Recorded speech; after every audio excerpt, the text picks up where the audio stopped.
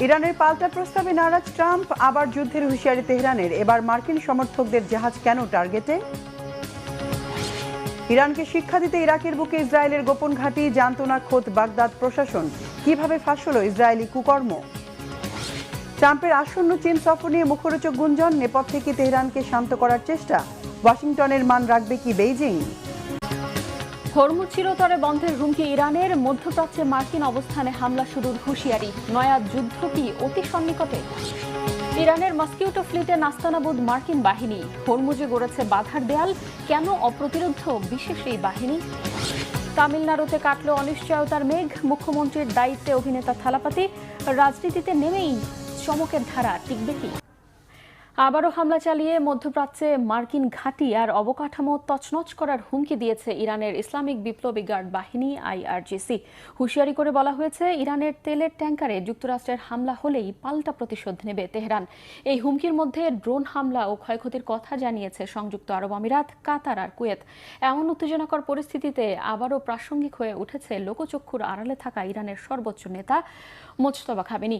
ইরানের সশস্ত্র বাহিনীর সর্বোচ্চ কর্মকর্তাকে দিয়েছেন শত্রু মোকাবেলার কৌশলী নির্দেশনা। কি নির্দেশনা দিলেন তিনি?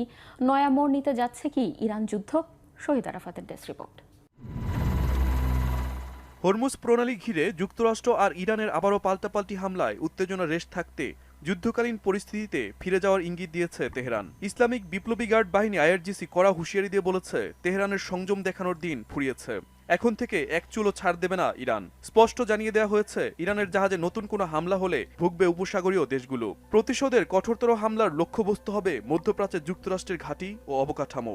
নতুন করে চোরাবালিতে আটকে যাওয়া এড়াতে হরমুজে ইরানের নতুন আঞ্চলিক ব্যবস্থার সাথে মানিয়ে নিতে যুক্তরাষ্ট্রের প্রতি আহ্বান জানিয়েছেন ইরানের জাতীয় নিরাপত্তা কমিটির মুখপাত্র ইব্রাহিম রেজাই। যুক্তরাষ্ট্রকে আত্মসমর্পণের প্রস্তাবও দিয়েছেন তিনি। এমনকি ইরানের ওপর যুক্তরাষ্ট্রের নিষেধাজ্ঞা মেনে চলা দেশগুলোর জাহাজ হরমুজ প্রণালী দিয়ে পার হতে গেলে ঝামেলায় পড়বে বলেও সতর্ক করেন তিনি। টান টান উত্তেজনাকর পরিস্থিতিতে ইরানের সমন্বিত সশস্ত্র বাহিনীর প্রধান আলী আবদুল্লাহিকে দিক নির্দেশনা দিয়েছেন দেশটির সর্বোচ্চ নেতা মোজতবা খামেনি। সামরিক অভিযান পরিচালনা ও শত্রুদের দৃঢ়ভাবে মোকাবেলায় কোনো ছাড় না দেওয়ার নির্দেশ দিয়েছেন তিনি। মোজতবা খামেনিকে আশ্বস্ত করে আলী আবদুল্লাহি বলেছেন, যে কোনো পরিস্থিতিতে ইসরায়েল ও যুক্তরাষ্ট্রের বিরুদ্ধে দ্রুত আর কঠোর জবাব দিতে সম্পূর্ণ প্রস্তুত ইরান। কাতারের জলসীমায় একটি পণ্যবাহী জাহাজে ড্রোন হামলা হয়েছে। রবিবার সংযুক্ত আরব আমিরাত থেকে কাতারের মেসাইদ বন্দরগামী জাহাজে ড্রোনের আঘাতে আগুন ধরে যায়। আগুন নিয়ন্ত্রণে এলে জাহাজটি আবারও গন্তব্যে যাত্রা করে। এর মধ্যে রবিবার সকালে নিজেদের আকাশসীমায় শত্রুপক্ষের কয়েকটি ড্রোন শনাক্ত করেছে কুয়েত। দুটি ড্রোন ধ্বংসের দাবি করেছে সংযুক্ত আরব আমিরাত। যদিও জাহাজে হামলা আর ড্রোনের অনুপ্রবেশের ঘটনায় কারা জড়িত তা স্পষ্ট করেনি দেশ তিনটি। এদিকে যুক্তরাষ্ট্রের শান্তি প্রস্তাবে এখনও জবাব দেয়নি ইরান। ইতিবাচক জবাবের অপেক্ষায় ওয়াশিংটন। ডোনাল্ড ট্রাম্প প্রশাসন আশা করছে, ইরানের জবাবের মধ্য দিয়ে যুদ্ধের সমাপ্তি দেখবে বিশ্ব। ইরান যুক্তরাষ্ট্র মধ্যস্থতার চেষ্টায় হাল না ছাড়ার ঘোষণা দিয়েছে পাকিস্তানও। মধ্যস্থতা প্রক্রিয়ায় অন্য প্রভাবশালী দেশগুলোকেও এগিয়ে আসার আহ্বান জানিয়েছে আন্তর্জাতিক সংকট মিটমাটের পুরনো খেলোয়াড় কাতার। মার্কিন পররাষ্ট্রমন্ত্রী মার্কো রুবিওর সাথে বৈঠকের পর কাতারের প্রধানমন্ত্রী শেখ মোহাম্মদ বিন আব্দুল রহমান আল থানি এ আহ্বান জানান। এদিকে ইরানের প্রেসিডেন্ট মাসুদ পেজিশকিয়ান বলেছেন, আলোচনা মানেই আত্মসমর্পণ নয়। যুদ্ধের ক্ষয়ক্ষতি ও পুনর্গঠন বিষয়ক এক সভায় রবিবার তিনি এ মন্তব্য করেন। ওই অনুষ্ঠানে দেওয়া বক্তব্যে আন্তর্জাতিক সম্প্রদায়ের দৃষ্টি আকর্ষণ করে ইরানের জনগণের অধিকার রক্ষায় তেহরানের অবস্থান পুনর্ব্যক্ত করেছেন প্রেসিডেন্ট মাসুদ পেজিশকিয়ান। যুদ্ধবিরতি ভঙ্গ করে লেবাননে নির্লজ্জ বোমা হামলা অব্যাহত রেখেছে ইসরায়েলি বাহিনী। রবিবার সকাল থেকে দুপুরের মধ্যে হত্যার শিকার হয়েছে অন্তত 24 জন। এদিকে শান্তি চুক্তি নিয়ে যুক্তরাষ্ট্র ইরান টানাপোড়েনের মধ্যেই হরমুজ প্রণালী নিয়ে কড়া হুঁশিয়ারি দিয়েছে তেহরান। বলা হয়েছে, ইরানে আরোপিত মার্কিন নিষেধাজ্ঞা যেসব দেশ মেনে চলবে সেসব দেশের জাহাজ হরমুজ পার হতে গেলে সমস্যায় পড়বে। এই হুমকির আগুনে পূর্বে যুক্তরাষ্ট্রের সাথে সুসম্পর্ক থাকা রাষ্ট্রগুলো। ইরানের সেনাবাহিনীর এমন হুঁশিয়ারি কি হরমুজে অস্ত্রের ঝনঝনানি বাড়ার ইঙ্গিত? ইরানকে সম্পূর্ণ কোণঠাসা করার মার্কিন মহাপরিকল্পনা কি তাহলে ব্যর্থ হবার পথে? বিস্তারিত মীর ফাজলে রাব্বির ডেস্ক রিপোর্টে। এখন থেকে যুক্তরাষ্ট্রের প্রশ্রয়ে থাকা দেশগুলোকেও কাঁপতে হবে ইরানের আতঙ্কে। তেহরানের হুঁশিয়ারি এবার শুধু ওয়াশিংটনের জন্য নয়, বরং যারা যুক্তরাষ্ট্রের হাত ধরেছে তাদের জন্য। যুক্তরাষ্ট্রের পক্ষ নেওয়া দেশগুলোকে কড়া বার্তা দিয়ে ইরান বুঝিয়ে দিল, আগুন নিয়ে খেললে সেই তাপে পুড়তে হবে মিত্রদেরও।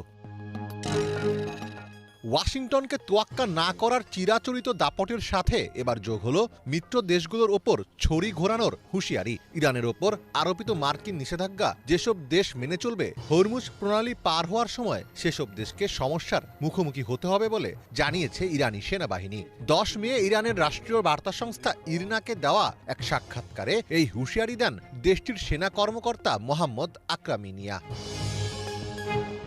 আকরামিনিয়া বলেন, যেসব দেশ ইরানের ওপর নিষেধাজ্ঞা আরোপের ক্ষেত্রে যুক্তরাষ্ট্রকে অনুসরণ করবে, হরমুজ প্রণালী অতিক্রমের সময় তারা নিশ্চিতভাবেই সমস্যার সম্মুখীন হবে। আমরা হরমুজ প্রণালীতে একটি নতুন আইনি ও নিরাপত্তা ব্যবস্থা গড়ে তুলেছি। আকরামিনিয়ার দাবি, এই নতুন ব্যবস্থা ইতোমধ্যে কার্যকর করা হয়েছে এবং এর মাধ্যমে ইরান অর্থনৈতিক, নিরাপত্তা ও রাজনৈতিকভাবে লাভবান হবে। এখন থেকে যে কোনো জাহাজ এই পথ দিয়ে পার হতে চাইলে অবশ্যই ইরানের সঙ্গে সমন্বয় করতে হবে বলে সতর্ক করে দেন তিনি। আমরা শত্রুদের সতর্ক করে বলেছি, তারা যদি অতীতের মতো আবারও আগ্রাসনের পথ বেছে নেয় কিংবা কোনো ভুল সিদ্ধান্তের ফাঁদে পড়ে, তবে আমরা এমন জবাব দেব যা দেখে তারা অবাক হয়ে যাবে। আমাদের সশস্ত্র বাহিনীর অদম্য মনোবল ও দৃঢ় ইচ্ছে শক্তির পাশাপাশি এবার যুক্ত হবে আরও উন্নত সমরাস্ত্র এবং যুদ্ধের একদমই নতুন ও আধুনিক সব কৌশল। আর সবচাইতে গুরুত্বপূর্ণ বিষয় হলো, যুদ্ধের ময়দান হবে সম্পূর্ণ অভাবনীয়, অর্থাৎ যুদ্ধ এমন এক পর্যায়ে বা এমন সব স্থানে ছড়িয়ে পড়বে যা শত্রুরা আগে কখনো কল্পনাও করেনি। যুক্তরাষ্ট্র চেয়েছিল মধ্যপ্রাচ্যে ইরানের প্রভাব বলয় ভেঙে দিয়ে দেশটিকে অর্থনৈতিক ও রাজনৈতিক অবরোধের মাধ্যমে বিশ্ব থেকে বিচ্ছিন্ন করতে, কিন্তু ইরানকে পুরোপুরি কোণঠাসা করার মার্কিন পরিকল্পনা সফল হয়নি, যাকে ইরান বড় ধরনের মার্কিন ব্যর্থতা হিসেবে দেখছে। শত্রুরা তাদের আগে থেকেই ঠিক করা লক্ষ্যগুলোর একটিও অর্জন করতে পারেনি। এই যুদ্ধে তারা পরাজিত হয়েছে, কারণ আধুনিক যুদ্ধে কোন পক্ষ বিজয়ী আর কোন পক্ষ পরাজিত তা নির্ধারণ করা হয় লক্ষ্য অর্জনের সফলতার হারের উপর ভিত্তি করে। যদিও চূড়ান্তভাবে কিছু বলা কঠিন, তবে এটা স্পষ্ট যে শত্রুরা তাদের পূর্ব নির্ধারিত কোনো লক্ষ্যেই পৌঁছাতে পারেনি।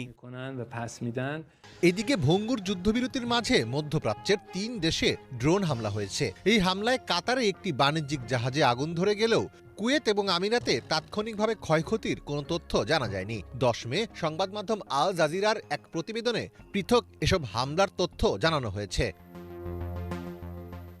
ইরান সম্প্রতি মার্কিন বাহিনীর ড্রোন ভূপাতিত করা বা মার্কিন ঘাঁটিতে সরাসরি মিসাইল হামলার মতো ঘটনা ঘটিয়েছে। যুক্তরাষ্ট্রের মতো পরাশক্তির বিরুদ্ধে এই ধরনের সরাসরি পাল্টা আঘাত করার সাহস দেখানোই ইরানের কাছে একটি বড় বিজয়। তাদের দাবি, যুক্তরাষ্ট্র চাইলেও আর আগের মতো একতরফা আক্রমণ চালিয়ে পার পাবে না।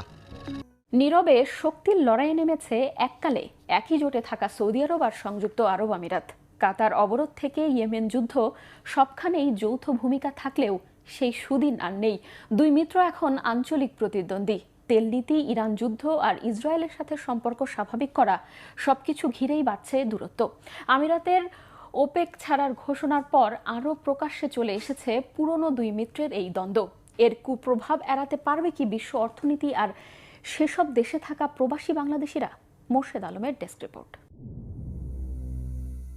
একসময় মধ্যপ্রাচ্যের সবচেয়ে ঘনিষ্ঠ মিত্র হিসেবেই পরিচিত ছিল সৌদি আরব ও সংযুক্ত আরব আমিরাত, কিন্তু এখন সেই সম্পর্কেই দেখা দিয়েছে বড় ফাটল। তেল নীতি থেকে শুরু করে ইরান যুদ্ধ, ইসরায়েল প্রশ্ন থেকে আঞ্চলিক আধিপত্য, প্রায় সব ইস্যুতেই মুখোমুখি অবস্থানে চলে গেছে দুই দেশ। প্রশ্ন উঠেছে, তেল, ক্ষমতা নাকি ইসরায়েল? কেন মুখোমুখি রিয়াদ, আবুধাবি? এতে প্রবাসী বাংলাদেশিদের উপর কতটা প্রভাব পড়তে পারে? মিডল ইস্ট আই নিউজের বরাতে জানা যায়, সম্প্রতি সৌদি নেতৃত্বাধীন তেল জোট ওপেক থেকে বেরিয়ে যাওয়ার ঘোষণা দিয়েছে আমিরাত। আবুধাবি জানিয়েছে তারা অতিরিক্ত তেল উত্তোলনে যাবে। বিশ্লেষকদের মতে এখানে স্পষ্ট হয়েছে দুই দেশের নীতিগত সংঘাত। সৌদি আরব যেখানে তেলের সরবরাহ নিয়ন্ত্রণ করে দীর্ঘমেয়াদে বাজার ধরে রাখতে চায়, সেখানে আমিরাত এখনই বেশি তেল বিক্রি করে দ্রুত লাভ তুলতে আগ্রহী। তবে দ্বন্দ্ব শুধু অর্থনীতিতে সীমাবদ্ধ নয়, মধ্যপ্রাচ্যের নেতৃত্ব নিয়েও চলছে নীরব প্রতিযোগিতা। আয়তন, জনসংখ্যা ও ধর্মীয় গুরুত্বের কারণে সৌদি আরব নিজেকে উপসাগরীয় অঞ্চলের স্বাভাবিক নেতা মনে করে। অন্যদিকে ছোট দেশ হলেও আমিরাত নিজেদের বৈশ্বিক শক্তি হিসেবে প্রতিষ্ঠা করতে চায়। ইরান ইস্যুতে দুই দেশের অবস্থান ভিন্ন হতে শুরু করেছে। আমিরাত অনেকটা প্রকাশ্যেই যুক্তরাষ্ট্র ইসরায়েলের সঙ্গে সম্পর্ক জোরদার করেছে এবং ইরানের বিরুদ্ধে কঠোর অবস্থান নিয়েছে বলেও উঠে আসে মিডল ইস্ট আই এর প্রতিবেদনে। অন্যদিকে সৌদি আরবে কিছুটা হিসাবি কূটনীতিতে হাঁটছে। গাজা যুদ্ধের পর ইসরায়েলের সঙ্গে সম্পর্ক স্বাভাবিক করার পথ থেকেও সরে এসেছে রিয়াদ। ইয়েমেন, সুদান ও লিবিয়ার সংঘাতেও দুই দেশ বিপরীত পক্ষকে সমর্থন দিচ্ছে। কোথাও আমিরাত সমর্থন দিচ্ছে বিচ্ছিন্নতাবাদী বা আধা সামরিক গোষ্ঠীকে, আবার সৌদি আরব দাঁড়াচ্ছে কেন্দ্রীয় সরকার বা রাষ্ট্রীয় বাহিনীর পাশে। ফলে আঞ্চলিক প্রভাব বিস্তার নিয়ে প্রতিযোগিতা আরও তীব্র হচ্ছে। ধারণা করা হচ্ছে দুই দেশের এই দ্বন্দ্বের ফলে যদি অস্থিরতা তৈরি হয়, তার প্রভাব পড়বে মধ্যপ্রাচ্য সহ পুরো এশিয়াতে। প্রবাসী বাংলাদেশিদের জন্য কাল হয়ে দাঁড়াতে পারে এই অস্থিরতা। বিশ্লেষকদের মতে এই দ্বন্দ্ব শুধু দুই দেশের মধ্যেই সীমাবদ্ধ থাকবে না। তেলের বাজার, আঞ্চলিক নিরাপত্তা, এমনকি যুক্তরাষ্ট্র ও ইসরায়েলকে ঘিরে ভবিষ্যৎ জোট রাজনীতিতেও এর বড় প্রভাব পড়বে। মধ্যপ্রাচ্যের পরবর্তী ক্ষমতার ভারসাম্য নির্ধারণে এখন সবচেয়ে গুরুত্বপূর্ণ প্রশ্ন উঠেছে, রিয়াদ ও আবুধাবির এই দূরত্ব শেষ পর্যন্ত কোথায় গিয়ে থামবে